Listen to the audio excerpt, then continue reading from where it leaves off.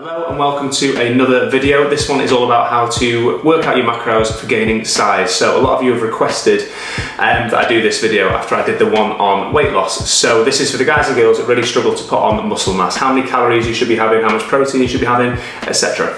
So just like the video where we calculated macros for weight loss, the first thing we need to do is establish your maintenance calories. Now there's loads of different equations and ways you can do this. So the way I like to do it is a dead simple equation that you can do quite quickly. It's just times your weight in pounds by 14 to 16 depending on how active you are. So less active obviously times by 14, somewhat active 15, very active 16. So 185 pounds roughly at the moment times by, I'm going to say 15, straight down the middle. It's just an example anyway. 2,775 calories. That will theoretically allow me to maintain my current weight. There's loads of different equations you can use, and there's loads of freely available online calculators as well that can be pretty good. So a quick Google search and you'll have your maintenance calories, or quick equation, that one I just showed you there, that'll do it as well. Another good way you can work out your maintenance calories is if you eat normally for a week but track your calories and track your weight. So weigh yourself every day for a week, eat normally, track your calories. If your weight stays the same, you've got it, there's your maintenance calories. If you gain weight, you know you're in a surplus. If you lose weight, you know you're in a deficit. So we need to work out maintenance calories first of all, and then we need to work out the surplus rather than the deficit because we're trying to gain weight. And I think trying to gain muscle mass is actually a little bit trickier than trying to just lose body fat, because muscle only grows at a certain rate. So if you're in a calorie surplus of 300 calories and you're growing muscle, it's working for you. Jumping to 1,000 calories isn't going to grow more muscle mass, it's just going to cause more fat gain. Obviously we want to try and grow as much muscle as we can whilst minimizing fat gain, so when it does come to dieting down, we've got less work to do. So now we've worked out your maintenance calories, we need to work out the surplus. Now there's a dead simple way to do this.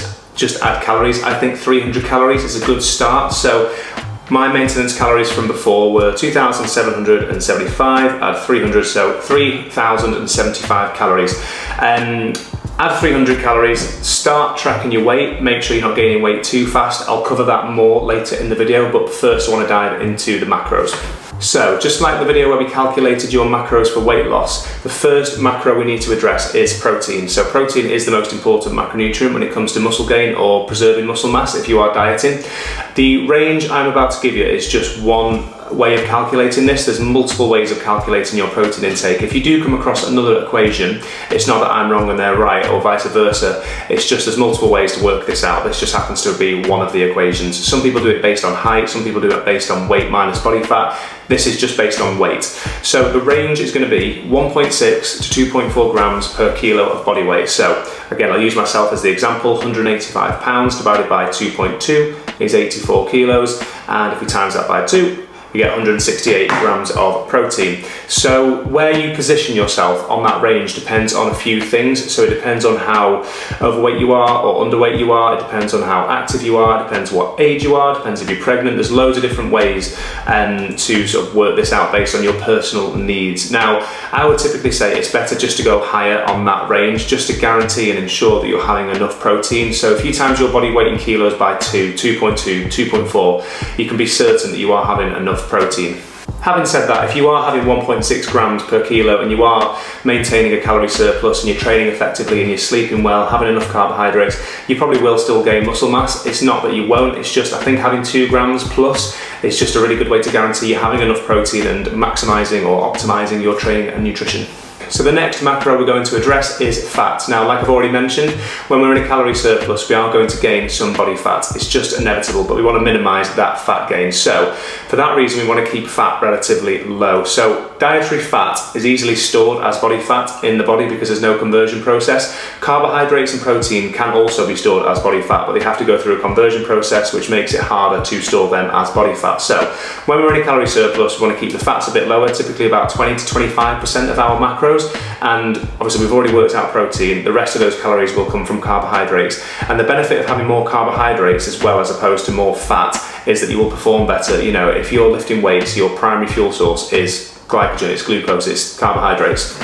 So now we've worked out protein intake and your total calorie intake, we can work out the fat intake and the carbohydrate intake. So there's a lot of maths coming up, so pause the video whenever you need to as we go through these equations. So we'll start with the protein intake. So for me it was 168 grams of protein. Obviously it's going to be different for you. So 168 times 4. Now the reason we do that is there is 4 calories per gram of protein. So 168 grams of protein times by 4 equals 672 calories from protein.